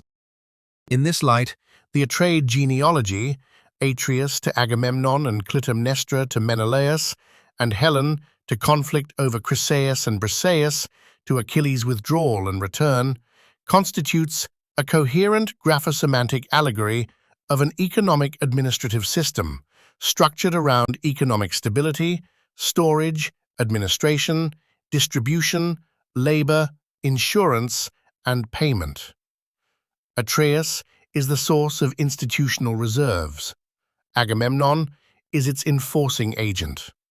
Argos and Mycenae are the treasuries and containers. Menelaus is the driver of the economy, the hired worker or employee. Chryseis is the confiscated, sold, or decayed value, or its monetary equivalent. Briseis is a logistical provision. Achilles is the immobilized carrier. The entire Iliadic crisis is generated when the balance between storage and circulation, between reserve and deployment, between institutional accumulation and individual subsistence is broken. Such a reading does not deny the narrative surface of heroic myth, but resituates it within a reflexive semiotic economy, in which names function as conceptual operators that encode the conditions of material production, storage, and movement. Within the graphocentric model, the Atreid complex thus reveals itself not as a dynastic saga, but as a structured meditation on wealth, its controlled distribution, and the violence latent in blocked circulation. Similar to the Atreids, capital, reserves, administration, distribution, and payments. And the Achaeans, laborers, identified so far, the morphosemantic analysis of the four genealogically connected founders of Ilion, Tros, Ilus, Laomedon, and Priam, demonstrates a cumulative semantic coherence that is unlikely to be due to chance. When read independently of historical or archaeological assumptions, the names form a progressive lexical chain focused on food, commerce, and communal sustenance. The sequence begins with Tros, whose dominant lexical correspondences converge on eating, food consumption, and production. Trogo means to eat. Go, to take in, receive, yielding the minimal value, that which is consumed. The base is thus neither heroic nor ethnic, but material and physiological. The inversion of Tros yields ort. The minimally pairing ortos is glossed by bomos, meaning altar or table, an implement associated with food preparation and consumption. The common noun Troia, orthographically identical with the toponym Troia, Troy, denotes crocky, woof, weft, woolen cloth, fabric, tissue, that which is wrought or woven, Latin subtemen. Together, Troia and Troiasge, Trojan land, thus cover the principal sectors of material production and consumption, agriculture, textile, and manufacture. The term ilos consistently relates to words meaning company, group, and positive social attitude. Ili, ila, hilaos. Reading the mythical relationship from Tros to Ilus suggests an enterprise within a key economic sector, while Ilium refers to a small unit, like a small company, business or family, rather than a large polity. Helos and Helion have always been considered the origins of the Homeric poem's title, Ilias, the Iliad. The term Ilias may be viewed as a compound of il, meaning propitious, favorable, giving good chance of success in a social or professional context, and ias, which signifies dialectos, dialect, or glotta, language. If interpreted as a compound, Ilias could suggest something like propitious language, social dialect, social terminology, or simply sociology. Laomedon, Greek Laomedon, son of Ilus and father of Priam, extends the Trojan configuration by introducing regulation, planning, and care. Its components combine notions of people assembled, laos, togetherness or team, homestios, homepsios, eating and food, edo, edodi, and governance or provision, medo, medon. The resulting composite meaning is not simply king, but organizer and caretaker of a collective, the manager, director, chief. The common noun version, Laomedon, is predictably glossed ruler of people. Finally, Priam, transparently linked to priamai, to buy, procure, contract, specifies the economic mechanism that sustains the system. Acquisition and purchase. As the son of Laomedon, Priam refines provisioning to procurement. The buyer, seller, or trader. The inversion of Priamos yields Maya. Mariao, glossed as kakos echin, to be in a state of dysfunction or imbalance, to be in trouble. And ire, airo, airo, to lift, take up, carry off, set in motion, or wear. The latter verbs describe actions characteristic of a purchaser after an exchange. When read in a forward direction, the sequence illustrates the shift from a state of tension or deficiency to acquisition, removal, replacement, and upgrading, thus framing the moments immediately before and after a purchase. There is also a sense of decisive action as opposed to bargaining or trading, as well as a contrast between a state of need and the satisfaction derived from buying. Priam's consort is Hecabe or Hecaba, conventionally rendered Hecuba. The initial cluster Heca also initiates Ekas, afar, at a distance, as well as Ekas, glossed as a land division, terms that are naturally associated with the measurement of extension and distance, that is, with continuous variables. The final cluster, Abi, initiates Avir, glossed as air, atmosphere, climate, heated air, volume, color of the sky, blue or gray. These denote more complex continuous variables that require not only measurement, but also estimation or prediction, such as volume, temperature, or weather.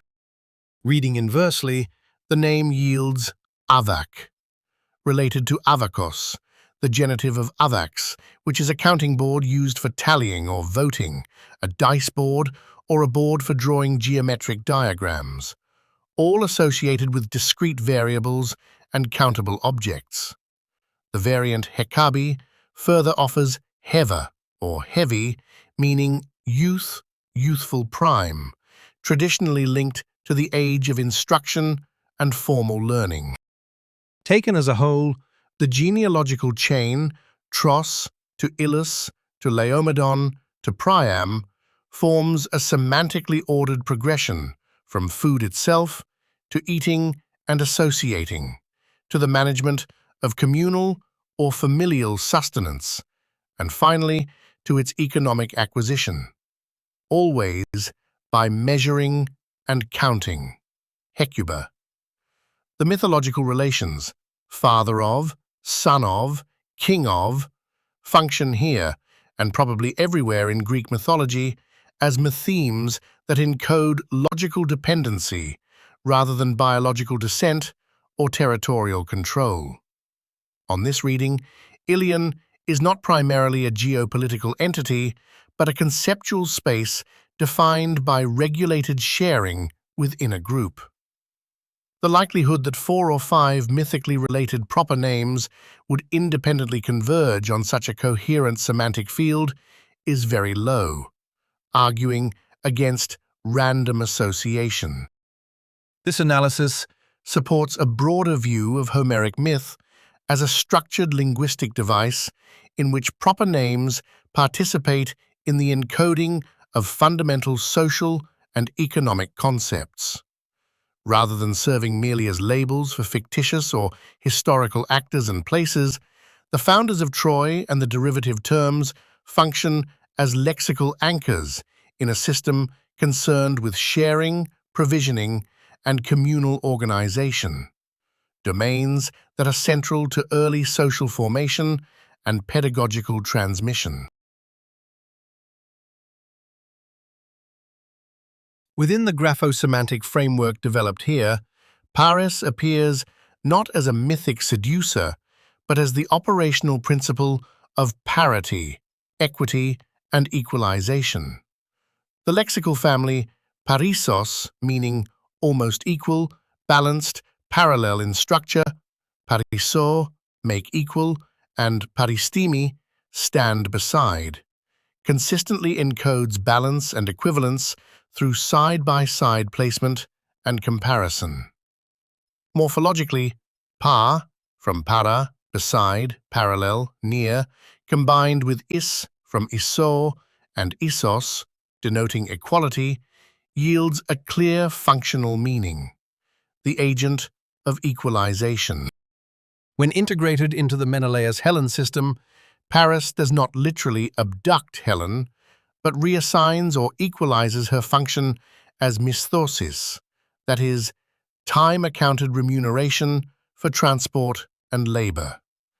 Menelaus represents transport and circulation, whose value is measured by duration.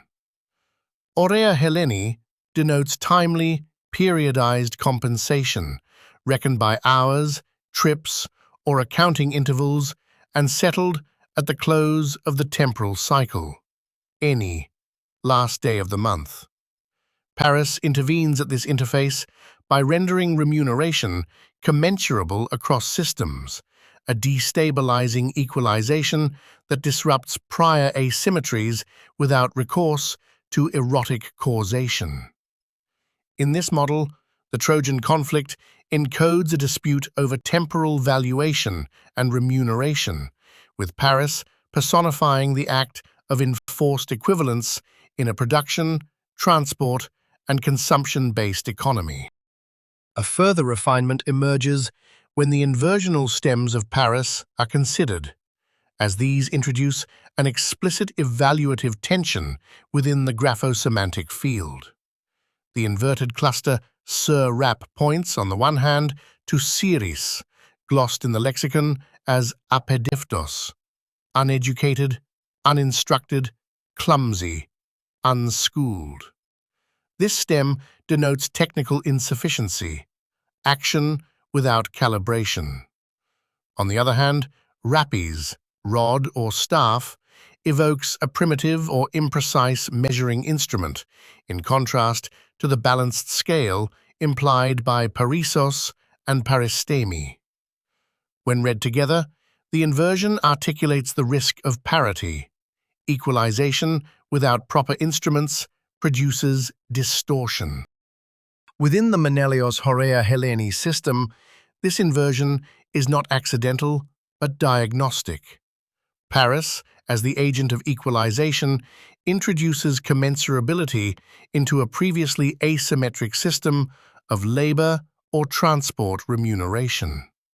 Yet the inversion warns that such parity may be rough, approximate, or socially destabilizing if the standards of measurement are inadequate.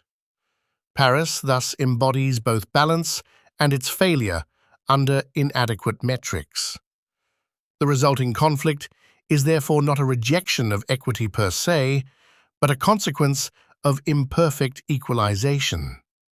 Graphosemantically, Paris thus oscillates between measure and mismeasure, reinforcing the reading of the Trojan conflict as a systemic crisis of valuation, timing, and calibration, rather than a narrative of personal transgression or desire. In later tradition, Paris is slain by Philoctetes, the son of Pias, a figure associated with Methone or Methone in Homer. Within the economic grammar outlined here, this episode marks the collapse of parity and equivalence in exchange. Paris, the agent of parity, is undone by a figure encoding compulsive acquisition and ownership. The killing of Paris thus signifies the moment when the logic of purchase ceases to be reciprocal and becomes structurally destabilizing. Pias resonates with pia or hoa, grass, herb, especially medicinal, a detail exploited in later healing traditions. The Homeric epithet piandios may be viewed as a fusion of pia plus andios, aiming for, seeking to reach, in the presence of, and interpreted as seeking herbal remedy. Methone may be segmented into meth, from methi or methio, strong drink, intoxication, to be drunk, plus eth, from ethos, habit, custom, Aeidein, ultimately from tithemi, to set down, pay, or ethemon, accustomed, plus etho, to be accustomed, to be wont, plus orni, purchase, buying. The Homeric spelling mythoni provides instead the stems mythis, no one, nothing, and etho, to strain. When read together, these elements converge on a semantic field of habituated, compulsive buying and acquisition, a dynamic that undermines parity and equity in exchange, and, in the mythic narrative, kills Paris, the principle of balanced transaction. Alternatively, the Homeric version may be interpreted as nothing or nobody strained to buy, implying product scarcity or lack of demand, which likewise destroys price parity. The myth that Paris is the son of Priam integrates seamlessly into this model.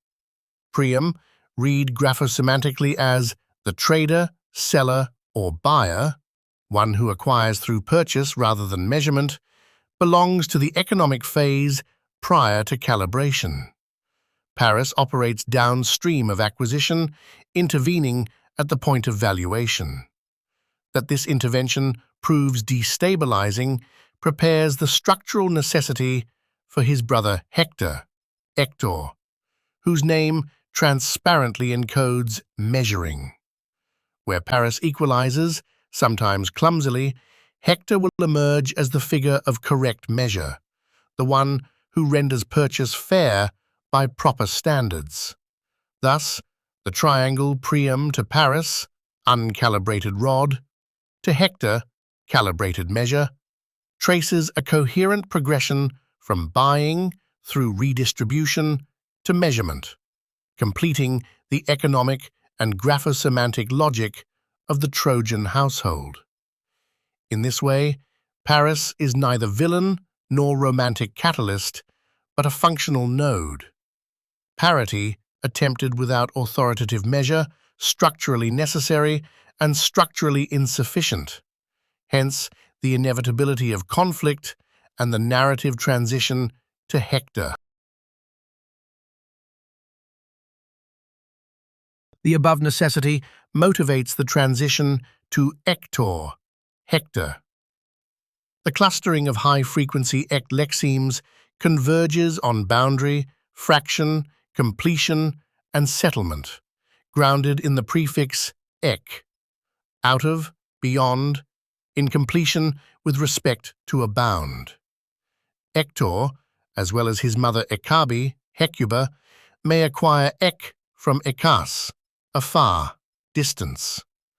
The medial cluster functions as an independent verb, keto, providing a context of procurement, acquisition, or possession. The also frequent omega rho termination denotes the necessity or authority of operation. The same cluster initiates the minimal noun oros, a Doric version of oros, meaning boundary, landmark, limit, time limit, standard, measure, terms, conditions, or definition. Hector, therefore, is not merely outside, but the agent that defines where outside begins, the threshold or completion value that makes parity enforceable. Paris and Hector are brothers because equalization and measure are codependent. Paris aligns, Hector bounds. Without Hector, Paris risks Ceres and Hapis, uninstructed equivalence and imprecise measurement. With Hector, redistribution becomes accountable. The inversion of Hector yields the clusters rot, which initiates rotakizo, to misuse or overuse the letter rho. Ot, as in otos, one easily deceived, and ke, from keo or kio, to cleave, split. When read together, the inverse form designates deceptive or misled cleaving, the semantic opposite of Hector. The term measure, and by extension Hector, may denote a prescribed or limited extent, capacity or quantity, as well as the means of measuring.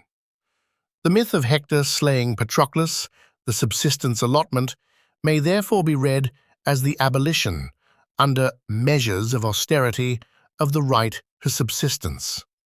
If Hector encodes measure, limit, and regulated distribution, Achilles' killing of Hector may be read as the annihilation of measure itself. Achilles' ensuing menace is precisely unmeasured action, violence exceeding proportion, suspension of exchange, and the temporary collapse of economic and ethical calibration. Major Homeric dictionaries refrain from etymologizing the name Andromache, despite its apparent transparency, as andro, from anir, man, plus maki, battle. This reticence is methodologically significant. In the Iliad, Andromache is never associated with combat, martial agency, or battle language. On the contrary, she consistently occupies the domestic, economic, and preservative domains whose destruction constitutes the tragic consequence of war.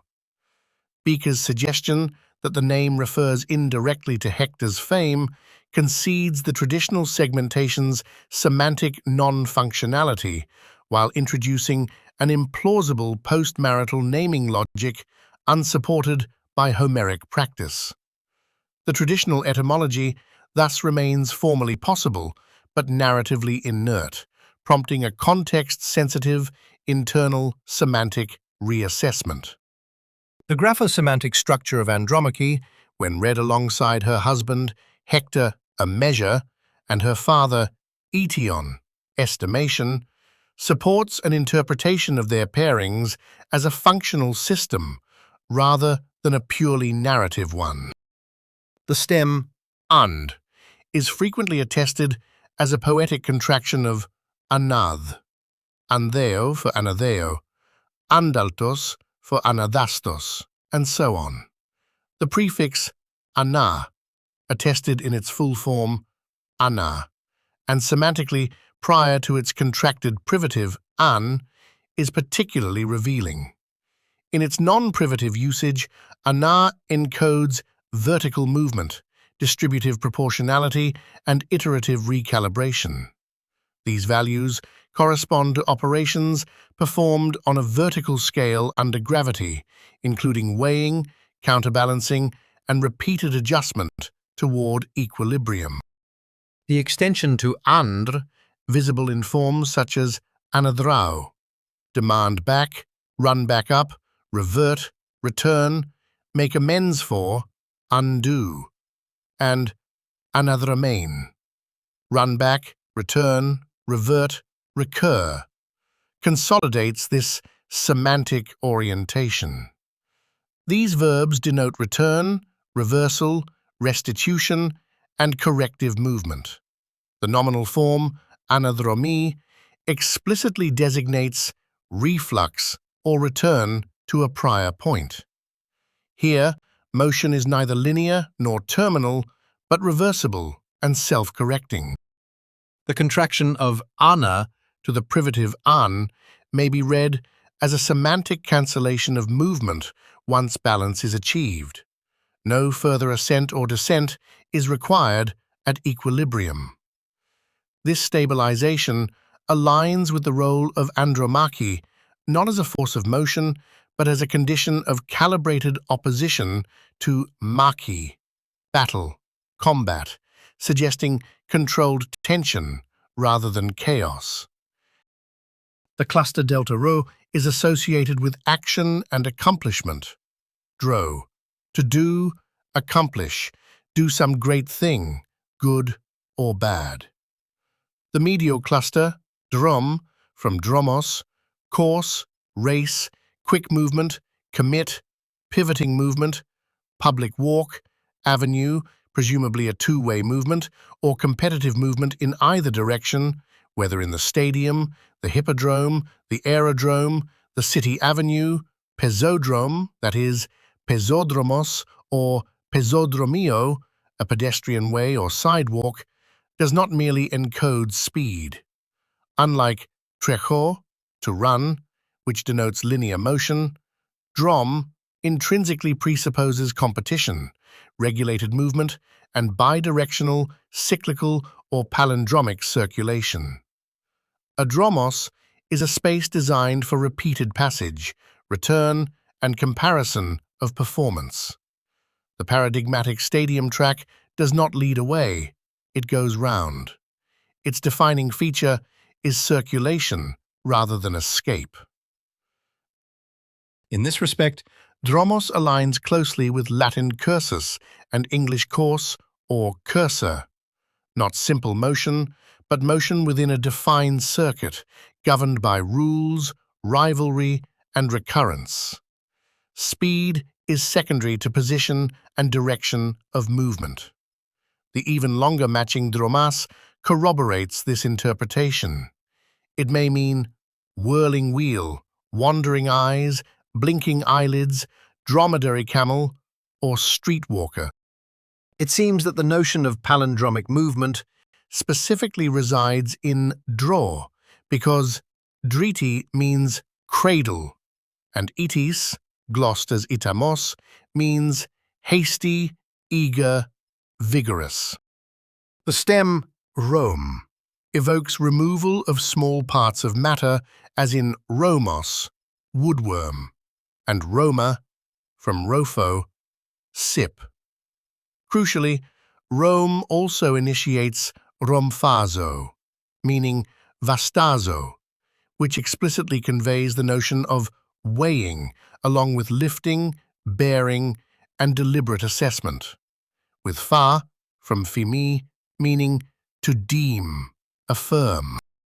Hom and oma introduce the notion of identity, equivalence, or balanced equilibrium. Homa, Doric for home or homos, means one and the same. Military interpretation aside, the remaining sequence, machi, may be read as contention, strife, contradiction, inconsistency. That may simply be a disagreement or difference between the compared entities. One is poor, needy, Aeidein, compared to the other. The terminal he exists independently, glossed as ethos, custom, or aporia, difficulty, shortage, question for discussion. With a privative an prefix, androma designates a condition in which palindromic movement ceases, an equilibrium. The remaining he playfully adds a shortage to the balance, habitually in favor of the seller. The inverted stem sequence reinforces this reading with striking coherence. Lexemes evoking ground and subterranean positioning. Chame, poverty or initial minimal state. Echano, to become poor. And suspension. Amo, to hang, converge on the image of an empty hanging instrument. The associated semantics of honesty, trust, cleanliness, and containment, amorlon, clean vessel, evoking bowls and tear, further suggest precision of mass estimation rather than violence. Crucially, the inversion culminates in terms of exchange and division. Amuivi, requital, payment, compensation. Moros, a measure, allotment. And morion, piece, portion, part, embedding Andromache within the semantic field of commercial partitioning, allotment, and recompense. Within this network, Andromache functions as the calibrated counterpart to Hector, whose name has been shown to encode measure. Together, they correspond structurally to what modern terminology would describe as weights and measures, a coupled system in which balance, division, and equivalence are operationalized. The marital relation is thus not incidental, but structural, encoding the inseparability of a standard measure from its calibrated counterweight. At this stage of analysis, And without presupposing thematic conclusions, the Iliad increasingly presents itself as a poem deeply concerned with the material logic of measurement, its instruments, procedures, and social consequences, embedded not abstractly, but through the semantic architecture of its principal names. This study has argued for a graphosemantic interpretation of Homeric names, grounded in their written structure and internal semantic organization, treating them as meaningful constructs whose primary function is internal, to organize relations, roles, and processes within the poem's semiotic economy. When analyzed under this assumption, many names display systematic morphosemantic structures that correlate tightly with their narrative functions.